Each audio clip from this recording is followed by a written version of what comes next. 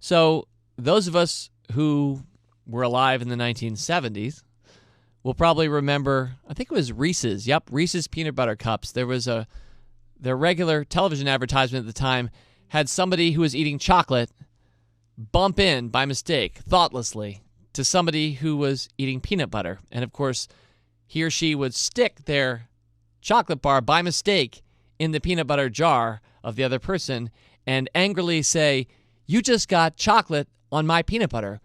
"Well, you just got peanut butter on my chocolate." And then they both take a bite and they go, "Wow, that's really good."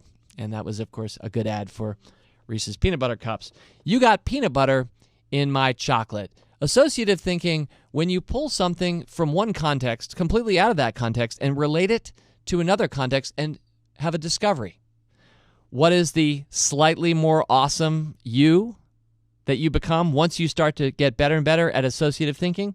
Well, for this, I think you're going to come up with more novel, creative, and interesting ideas as a consequence of getting better at associative thinking. I'm going to give a stock market example in a sec, but let me mention a book. I mentioned Donella Meadows' book. If you want to get better at thinking in systems, read the book by that name.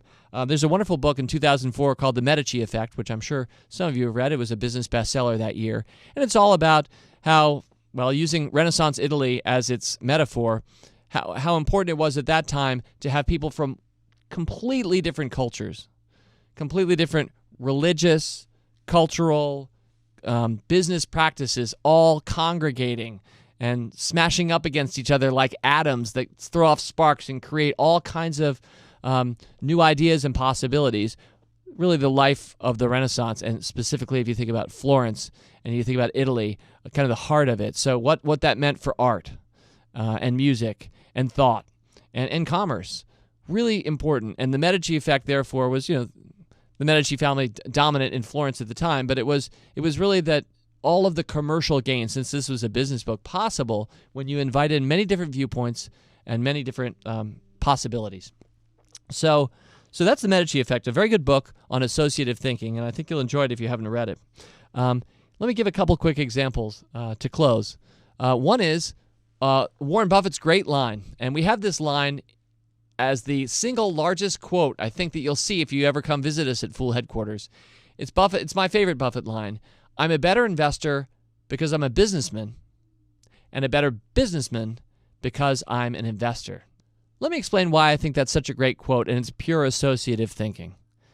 I'm a better investor because I'm a businessman. Well, we all know Warren Buffett is a businessman. He is the founder, CEO, I think still. But anyway, Berkshire Hathaway, a company that is an amazing company, great stock, owns many other great companies. He is definitely a businessman. But what he's saying is he's a better investor because he's a businessman. Well, you can imagine why. Because there's no substitute for being an entrepreneur or trying to run or work within a business to get you to realize what's working and what's not. It gives you insight into when you're starting to pick stocks.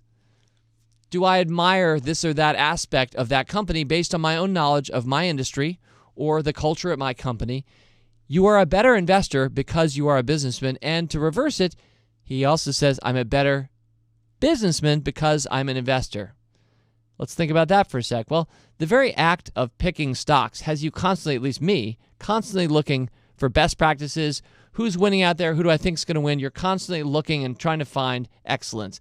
And to complete the circle here, I would hope that you'd start trying to pull some of that excellence into your own business. Again, whether you are an entrepreneur of a small business, we have many listening to this podcast. We have a lot of small business owners who are Motley Fool fans and followers. But we also have many other people who just work within businesses.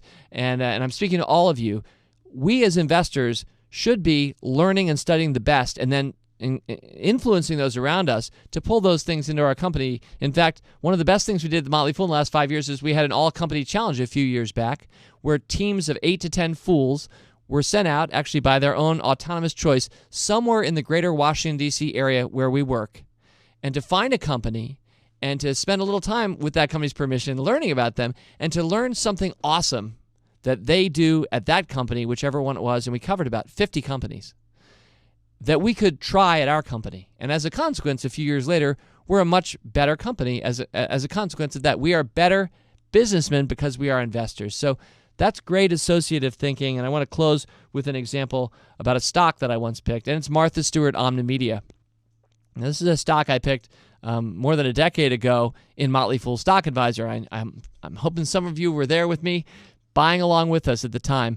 But what was funny, the associative thinking for me is normally I would never have invested in Martha Stewart Omnimedia. It was a beaten-up stock, and I prefer winning companies that are doing well and adding lots of value to the world. And no question in my mind, Martha Stewart has added value to our world. But at the time, she was under fire for the insider trading. I'm sure a lot of us remember that. And her stock had absolutely tanked.